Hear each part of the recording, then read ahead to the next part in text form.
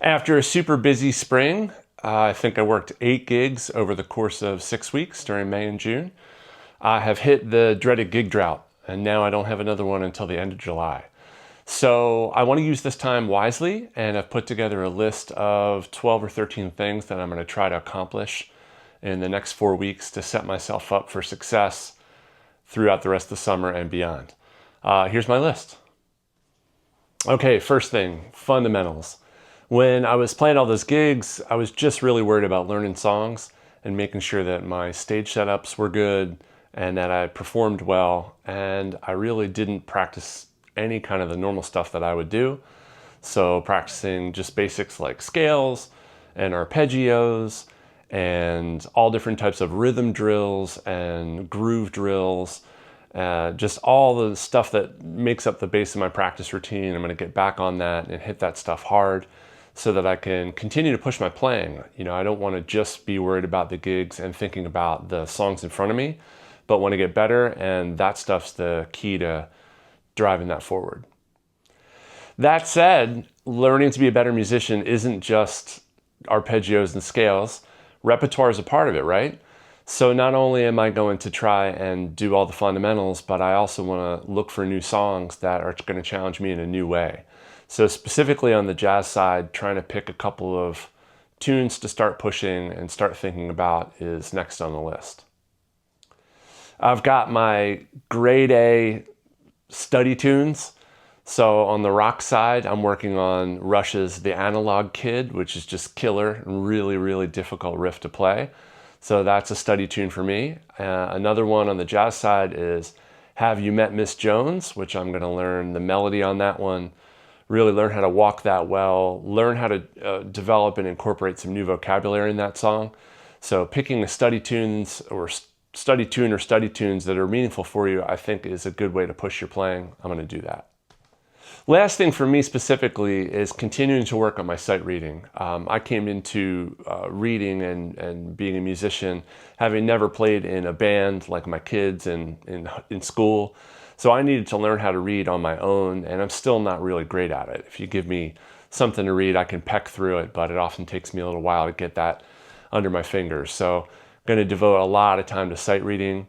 I have some apps that help me with that. And then I'm also just going to crack open the real book because I can learn different melodies to tunes via the real book, and that's a great challenge and helps me with my jazz repertoire, but also helps me as a reader. I need to do that. Next piece is going to evaluate and improve my EPK. So if you saw my last video about that, I got that thing together in like 45 minutes.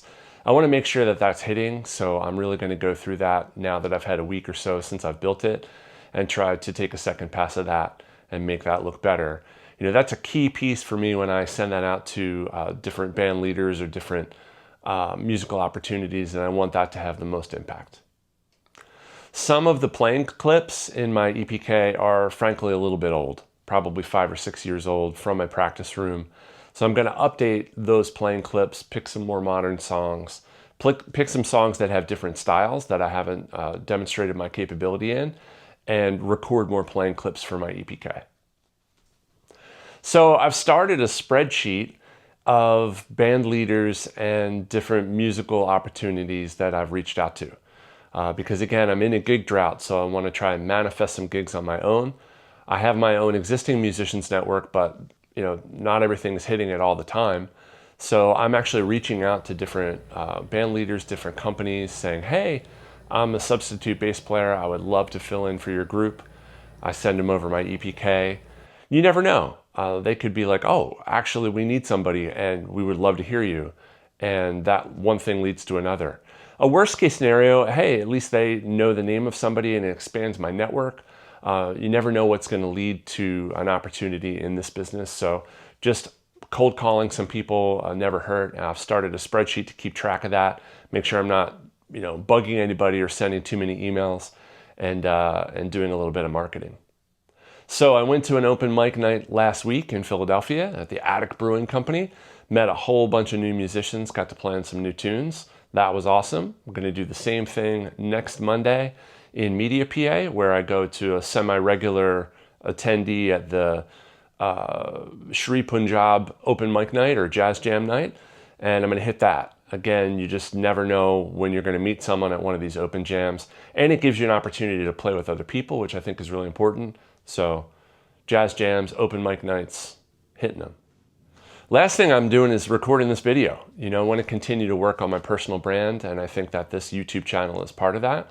So staying up on content, trying to publish, a couple of videos a month as a start, and getting a catalog of videos up, I think only makes my credibility as a bass player better, and hopefully introduces me to some new people. So yeah, making videos. So the last couple of months, my gear definitely took a beating. I think it's time that I get a look at my gear, make sure everything's working correctly, just check everything.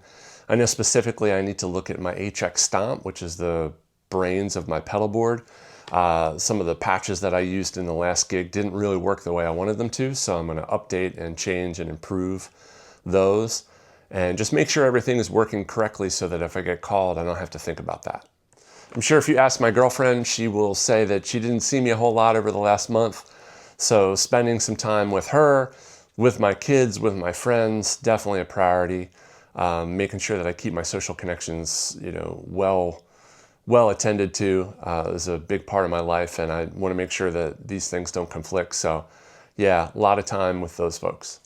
So in my day job, I own a gym, and I take exercise pretty seriously, but I will admit during these busy periods, I do the absolute minimum in terms of exercise, and I really want to get back to training hard and keeping my body ready and physically fit for not only my job, but also for my life.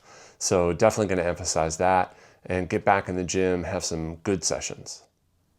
Between all the gigs, and I also took a vacation with my kids, I'm also feeling like my nutrition is not what it needs to be right now. So I have been trying to take a more active role with that. I'm writing down everything that I eat, trying to get a handle not only on the quality of my food, but also the quantity, just eating too much. I think it's affecting my sleep and definitely affecting my performance. So getting that back under control, been working on that for a couple weeks, feeling good about that. Going to continue with that. Last thing, and maybe it's the most important thing, I'm going to rest. I'm going to take some Friday nights to myself, not schedule anything, make a meal, sit down, do something mindless, read a book, watch a movie, just chill out. And I think, again, as Americans, and definitely as musicians, we're always hustling. I've got to forget that every once in a while and just chill. And I look forward to having some time to myself, recuperate both physically and mentally on the couch. So that's my list. I think I counted 12 or 13 things there that I talked about. And hopefully you can take some of these things and incorporate them for yourself. What do you like to do when you don't have gigs? How do you get more gigs moving? How do you solicit for and manifest gigs? I'd love to know. So please let me know in the comments, and hopefully I'll see you soon. Thanks.